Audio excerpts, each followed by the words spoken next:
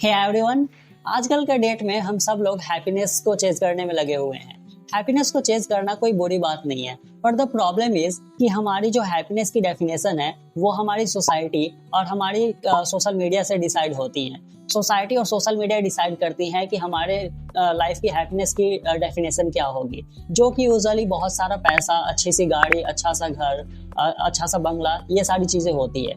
और प्रॉब्लम ये है कि जब हम इन चीज़ों को बहुत ज़्यादा चेज करने लगते हैं, बहुत ज़्यादा इन चीज़ों के पीछे भागने लगते हैं, तो हमारी लाइफ में बहुत सारी नेगेटिविटी फील होने लगती हैं। हमारे रिलेशनशिप्स अच्छे नहीं होते हैं, खराब होने लगते हैं धीरे धीरे, और बहुत सारी प्रॉब्लम्स आने लगती है लाइफ में। बोला जाता है कि लाइफ में अगर आपको कोई भी चीज़ सीखनी है तो आपको एक एक्सपर्ट की ज़रूरत होती है। अगर आपको बास्केटबॉल सीखना है तो मे बी आप माइकल जॉर्डन के पास जाओगे। अगर आपको मोटिवेशन गेन करनी है लाइफ में कुछ अच्छा करने के लिए, then most probably you will go with Elon Musk. और उसी तरीके से अगर आपको अपनी लाइफ में पर्पस को फाइंड करना है, आपको लाइफ में मीनिंग फाइंड करना है, आपको अपनी लाइफ में हैप्पीनेस लानी है, then there is no better person than a monk.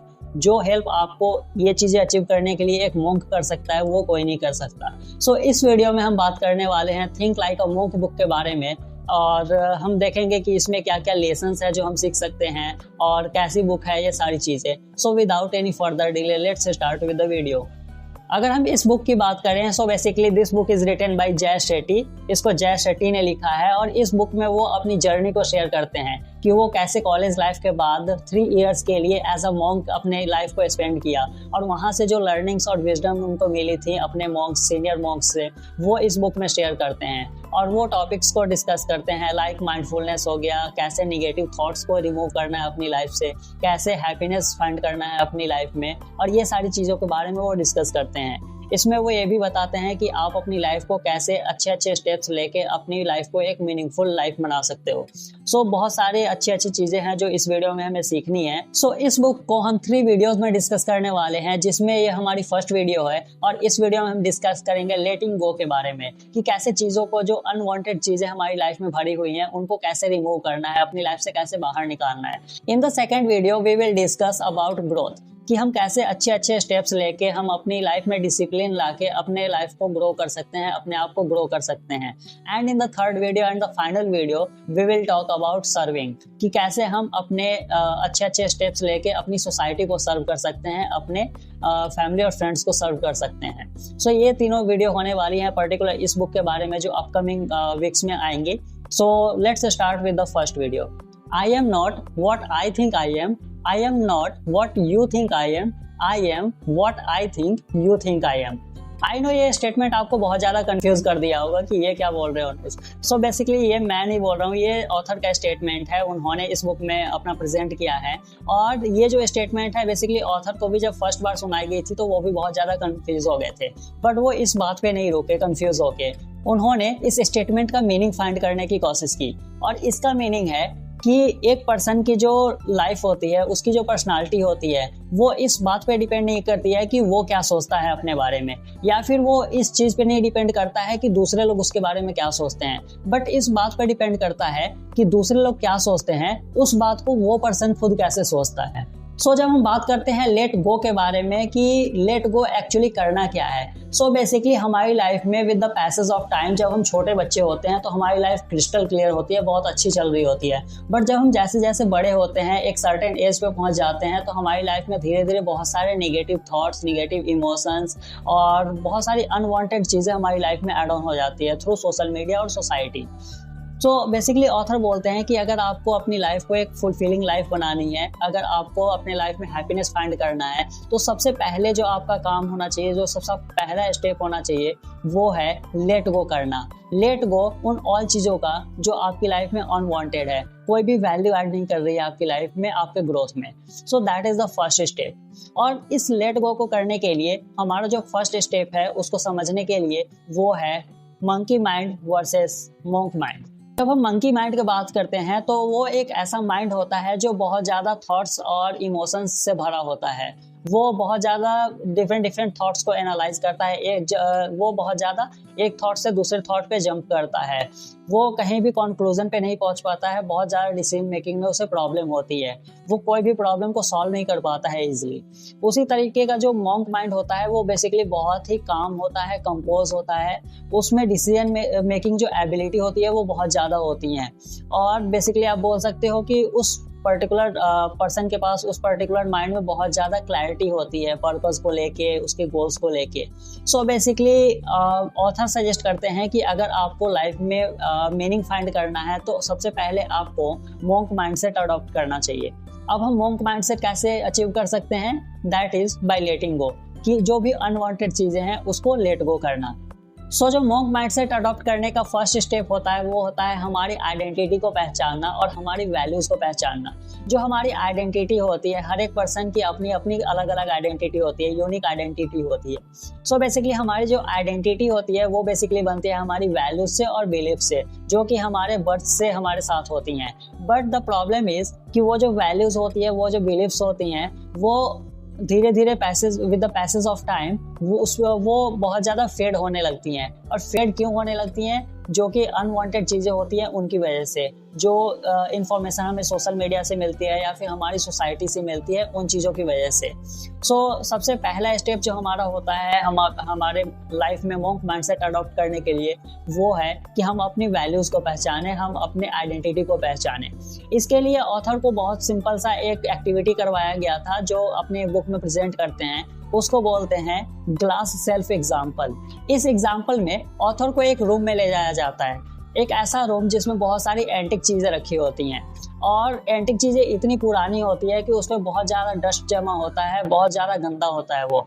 और वहाँ पे एक आईना रखा होता है। उनके जो सीनियर मॉन्क होते हैं जैसे पूछते हैं कि Jay, what are you seeing in the mirror? So author का रिप्लाई होता है कि वेल, ये तो मेरा ही रिफ्लेक्शन है, but due to this dust, कि जो डस्ट है इस मिरर के ऊपर, इसकी वजह से मैं अपने रिफ्लेक्शन को देख नहीं पा रहा हूँ सही से। सो उसके बाद वो एक्सप्लेन करते हैं कि that's exactly happens in our life, कि जब हम छोटे बच्चे होते हैं तो हमारा मिरर काफ़ी साफ होता है, हम सब कुछ देख पाते हैं, अपनी आइडेंटिटी को पहचान पाते हैं। बट जैसे जैसे हम बड़े होते हैं तो वो जो मिरर होता है धीरे धीरे सोसाइटी की एक्सपेक्टेशन से, ओपिनियन से और ऑब्लिगेशन से, जिसकी हम अभी बात करेंगे, OEOs, उसकी वजह से जो हमारा मिरर होता है वो बहुत ज़्यादा डस्टी हो जाता है, और उसकी वजह से हम अपनी लाइफ में जो वैल्यूज़ हैं, हमारी जो बिलीव्स हैं, हमारी जो आइडेंटिटी है, उसको हम सही से पहचान नहीं पाते हैं। सो ऑथर बोलते हैं कि ये जो डस्ट है, इस डस्ट को अगर आप साफ कर लेते हो अपनी लाइफ में, ये बहुत ज़्यादा चैलेंजिंग भी होगा, बट आप एक बार अगर ये कर लेते हो तो फिर आपकी लाइफ बहुत ही ज़्यादा ईजी हो जाती है। अब हम बात कर रहे थे OEOs के बारे में कि ये OEOs क्या होता है। तो OEOs का जो फर्स्ट O स्टैंड करता है वो करता है हमारे ओपिनियन के लिए। बेसिकली हमारी लाइफ में ना बहुत सारे लोग होते हैं। सो हमारी सोसाइटी होती है, हमारी फैमिली और फ्रेंड्स होते हैं, उनके सबके अपने अपने एक्सपेक्टेशंस होते हैं। And as a human being हमारा आदत होता है दूसरों को ज्ञान देना, दूसरों के बारे में क्रिटिसाइज करना और कंप्लेन करना, उनके गलतियों के बारे में उनको रियलाइज करवाना। So basically as a social creature हम बहुत ज़्यादा ओपिनियन से घिरे होते हैं, लोगों के ओपिनियंस हमारी डेली लाइफ में आते रहते हैं, और with the passage of time हम उन ओपिनियंस की वजह से अपनी लाइफ को चेंज करने लगते हैं, हम अपने डिसीजंस चेंज करने लगते हैं। The second E stands for expectations, कि सोसाइटी की बहुत ज़्यादा एक्सपेक्टेशंस होती हैं। लाइक अगर आपने फैमिली मेम्बर में भी देखा होगा तो फैमिली की भी आपकी बहुत सारा एक्सपेक्टेशंस होती हैं आपसे, कुछ रियलिस्टिक भी होती है, कुछ अनरियलिस्टिक भी होती हैं। So that doesn't matter, but expectations होती हैं। And the third that is obligations, बहुत सारी ऑब्लिगेशंस होती हैं हमारे आसपास के लोगों को हमसे। सो बेसिकली OEO जो होती हैं यही डिसाइड करती हैं कि हमारी जो मिरर है, जो हमने अभी पिछले एग्जांपल में बात किया था कि जो मिरर पे जो डस्ट जमता है वो किस वजह से जमता है, तो ये OEOs डिसाइड करती हैं कि आपकी आइडेंटिटी कितनी जल्दी डस्टी हो रही है। सो जो डस्ट है हमारे मिरर के ऊपर, जो हमें अपनी करेक्ट आइडेंटिटी को देखने से, करेक्ट वैल्यूज को देखने से रोकती हैं, उसको रिमूव करने के लिए, उसको साफ करने के लिए हम 3 एक्टिविटीज को देखने वाले हैं। इसमें जो हमारी फर्स्ट एक्टिविटी है वो है where did your values come from. इसमें बेसिकली हम अपनी वैल्यूज को आइडेंटिफाई करेंगे कि हमारी लाइफ में कौन कौन सी वैल्यूज हैं, कौन कौन सी वैल्यूज हमें अडॉप्ट करनी है, और वो वैल्यूज आ कहाँ से रही हैं। वो उसका जो ओरिजिन है वो कहाँ से है। सो बेसिकली इसमें ऑथर बोलते हैं कि आप एक 3 कॉलम का टेबल बनाओ, जिसमें आप जो फर्स्ट कॉलम है उसमें आप अपनी सारी वैल्यूज लिखोगे या फिर वो वैल्यूज लिखोगे जो आपको एज अ बेटर पर्सन बनाने के लिए हेल्प करती हैं। In the second column you will write the origin, कि उस वैल्यूज की ओरिजिन कहाँ से हैं। क्या आपने वो अपने स्कूल से सीखा है, क्या आपने वो अपने पेरेंट्स से सीखा है, या फिर आपने सोसाइटी से सीखा है, या फिर जहाँ जो भी ओरिजिन हो उसका, कि आपने वो चीज़ कहाँ से सीखी है, या फिर अगर आप कोई वैल्यूज अडॉप्ट करना चाहते हो तो उसको आप कहाँ से सीख सकते हो। And the third column is it true to me, कि क्या जो वैल्यूज मैंने अभी लिखी हैं क्या ये मेरी लाइफ में होल्ड करती हैं, कितना स्ट्रिक्टली मैं इन वैल्यूज को फॉलो करता हूँ, अडॉप्ट करता हूँ। सो ये एक एक्टिविटी है जो आप अपनी वैल्यूज को आइडेंटिफाई करने के लिए अडॉप्ट कर सकते हो। The second activity we are going to talk about is something called method acting. Suppose you are going to perform in a movie, आपको एक मूवी रिकॉर्ड करनी है और उस मूवी में जो आपका रोल है पर्टिकुलर वो है एक हीरो का, कि आपको एक हीरो की तरह परफॉर्म करना है। सो बेसिकली आप क्या करोगे, अगर आपको मूवी को अच्छी बनानी है, सुपर हिट बनानी है, तो आपको एक अच्छे हीरो की एक्टिंग करनी पड़ेगी और उसको सीखने के लिए आपको बहुत ज़्यादा प्रैक्टिस की ज़रूरत होगी, बहुत ज़्यादा एफर्ट की ज़रूरत होगी। सो बेसिकली मेथड एक्टिंग का मतलब होता है कि आप फ्यूचर में जो रोल प्ले करने वाले हों, सबके अपने अपने अलग अलग रोल होते हैं। सो बेसिकली आप जो फ्यूचर में रोल प्ले करने वाले हो उसके अकॉर्डिंग अपनी लाइफ को ट्रांसफॉर्म करो। इस एग्जांपल में देखें तो अगर आपको एक हीरो का रोल प्ले करना है अपनी मूवी में, तो आप क्या कर सकते हो, आप हीरो की तरह ड्रेसिंग कर सकते हो, लोगों से कम्युनिकेट करते समय आप एज अ हीरो कम्युनिकेट करोगे उनसे। एक हीरो की जो पर्सनालिटी होती है उस तरीके से अपनी पर्सनालिटी को आप मॉडिफाई करोगे। सो बेसिकली ये मेथड एक्टिंग बोलती है कि आपको फ्यूचर में जो भी रोल प्ले करने हैं उसके अकॉर्डिंग अपनी लाइफस्टाइल को ट्रांसफॉर्म करो। And the third and final activity जो हम अपने डस्ट को रिमूव करने के लिए यूज कर सकते हैं अपने मिरर से, वो है क्रिएट स्पेस फॉर रिफ्लेक्शन। ये बेसिकली मंथली और डेली एक्टिविटी है जो आप परफॉर्म कर सकते हो। सो इसमें जो फर्स्ट एक्टिविटी है वो आपको डेली बेसिस पे करनी है और बाकी की दो जो एक्टिविटी है वो बेसिकली आपको मंथली करनी है, मंथ में एक बार या फिर जब भी आपको टाइम मिले। सो उसके अकॉर्डिंग आपको करना है। सो इसमें जो फर्स्ट एक्टिविटी है वो बेसिकली ये बोलती हैं कि जब भी हम अपने ऑफिस से घर आते हैं या फिर अपने कॉलेज से घर आते हैं, सो बेसिकली हम जब सोने जाते हैं रात को, तो 5 मिनट पहले 5 मिनट के लिए हम अपने साथ टाइम स्पेंड करें। उस टाइम में बेसिकली हमें ये करना है कि हम अपने पूरे डे को एनालाइज करेंगे। उसमें हम ये देखेंगे कि हमारे उस पर्टिकुलर डे में क्या क्या चैलेंजेस रहे हैं, हमने कितने डिफिकल्ट सिचुएशंस को फेस किया है या फिर हमने दिन भर कैसा एक्सपीरियंस किया है, how the day went and how we are feeling actually. So जो हमारी फीलिंग्स होती हैं, जो भी चैलेंजिंग इवेंट्स होते हैं, जो भी डे की लर्निंग्स होती हैं, उन चीज़ों को हम कंपाइल करके अपनी डायरी में लिखते हैं। So basically that is the daily activity for reflection. जो हमारी सेकेंड एक्टिविटी है वो बेसिकली हमें ये सजेस्ट करती हैं कि महीने में हम किसी एक दिन हम किसी ऐसे प्लेस पे जाएं जहाँ पे हम कभी नहीं गए हैं, और हम जो फर्स्ट एक्टिविटी कर रहे थे, जो हम रात को बैठ के रिफ्लेक्शन कर रहे थे, उन चीज़ों का हम इम्पैक्ट देखें अपनी लाइफ में कि क्या हमारी लाइफ में कोई चेंजेस आए हैं, और अगर चेंजेस आए हैं तो वो कैसा चेंजेस है, हम कैसा फील कर रहे हैं। सो बेसिकली ये सेकेंड एक्टिविटी है। एंड द थर्ड एक्टिविटी कि महीने में आपको 1-2 बार अपने लिए वीकली सबैटिकल क्रिएट करना है। वीकली सबैटिकल का मतलब होता है कि आप अपने डेली लाइफ से कुछ समय अपने आप के लिए निकालते हो और ऐसी चीज़ें करते हो जो आपको करना पसंद आता है या फिर आप इंटरेस्ट लेते हो उन चीज़ों में करना, लाइक आपकी हॉबी हो गया, पैशन हो गया, उन चीज़ों को टेक ऑन करना।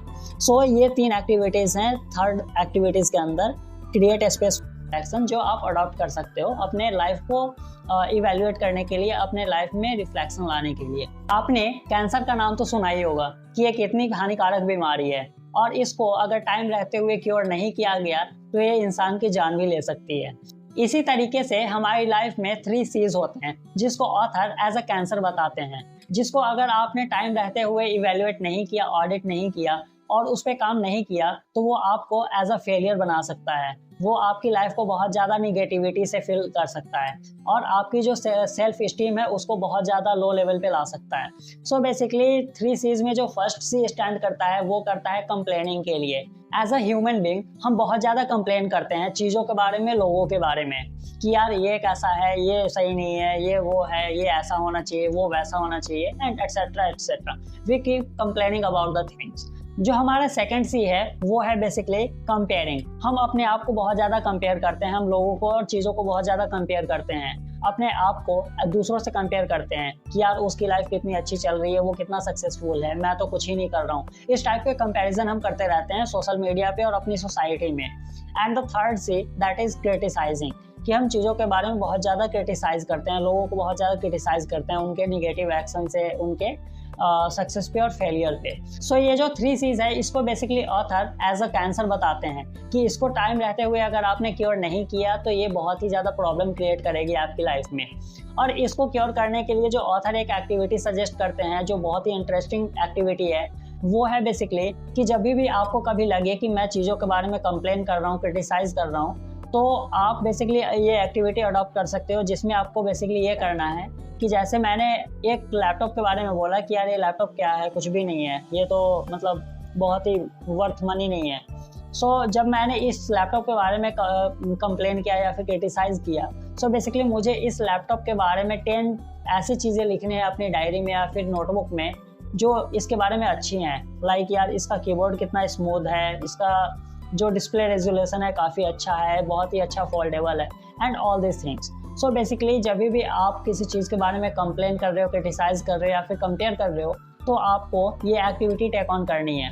और जब आप ये एक्टिविटी करने लगते हो ना, तो आप ऑटोमेटिकली कुछ समय के बाद देखोगे कि आप जो ये 3 C's हैं बेसिकली वो भी करना बंद कर दोगे। क्यों? क्योंकि उसके बाद आपके पास एक डिफ़िकल्ट काम आ जाता है करने के लिए, जो कि आपका माइंड रेडी नहीं होता है। सो वो बेसिकली कंपेयर करता है कि ये करने से अच्छा है कि मैं कंपेयर और क्रिटिसाइज़ करूँ ही ना।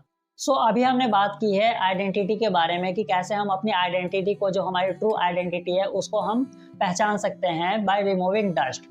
अब ऑथर बताते हैं कि सिर्फ डस्ट रिमूव करने से काम नहीं चलेगा, आपको निगेटिविटी भी अपनी लाइफ से रिमूव करनी चाहिए, जो कि हम अपने सोसाइटी, सोशल मीडिया और बहुत सारे सोर्सेज से गेन करते हैं, हमारी लाइफ में भरी होती हैं। सो निगेटिविटी के बारे में इस वीडियो में हम बात नहीं करने वाले हैं। इस पर मैंने एक ऑलरेडी वीडियो बना रखा है, हाउ टू क्योर निगेटिविटी करके, जो आप आई बटन से जाके या फिर डिस्क्रिप्शन से जाके देख सकते हो। बहुत ही अच्छी वीडियो है जो आपको हेल्प करेगी अपनी लाइफ की निगेटिव चीज़ों को और निगेटिव थॉट्स को रिमूव करने के लिए।